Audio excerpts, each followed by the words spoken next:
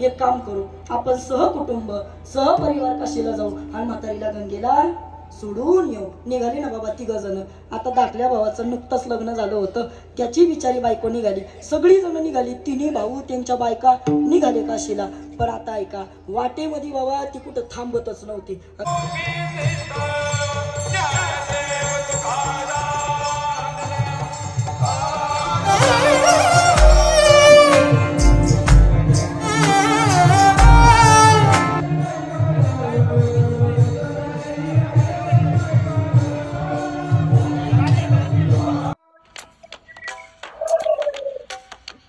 Mohan Sheth